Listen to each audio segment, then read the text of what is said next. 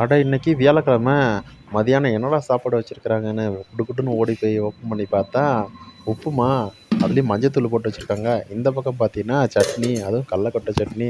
உப்புமாவை அள்ளி போடலான்னு பார்த்தா அதுலேயும் தக்காளி பழம், கடுகு, கடலக்கொட்டை எல்லாமே கலந்துருந்துச்சு.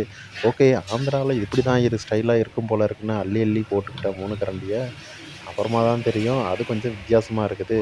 ஆனால் நம்ம ஊரில் தமிழ்நாட்டு பக்கம் பார்த்தீங்கன்னா உப்புமாவை வெள்ளை கலரில் போடுவோம், அதாவது மஞ்சத்தூள்லாம் கலக்க மாட்டோம்.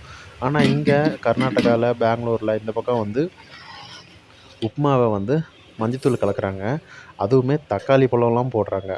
இதில் சட்னி வந்து நம்ம நாட்டில் வந்தது பார்த்திங்கன்னா நம்ம இதில் கடல சட்னி, தேங்காய் சட்னி ஆட்டுவோம். ஆனால் இங்கே கடலக்கொட்டை சட்னி அதிகமாக, கடலக்கொட்டை சட்னி தான் அதிகமாக யூஸ் பண்ணுறாங்க. இந்த கடலக்கொட்டை சட்னி பார்க்க கெட்டியாக இருந்தாலும் அதில் வந்துட்டு பார்த்திங்கன்னா கொஞ்சம் கடலெண்ணெய் வாசனை அதிகமாக இருந்துச்சு. அதாவது முத்துன கடலக்கொட்டை போல இருக்குது. ஆனால் அப்படியே எடுத்து வச்சு அப்படியே கொஞ்சம் தொட்டு தொட்டு சாப்பிட்லாம் அப்படின்னு பார்த்தா கொஞ்சம் காரம் கம்மியாக இருந்துச்சுங்க.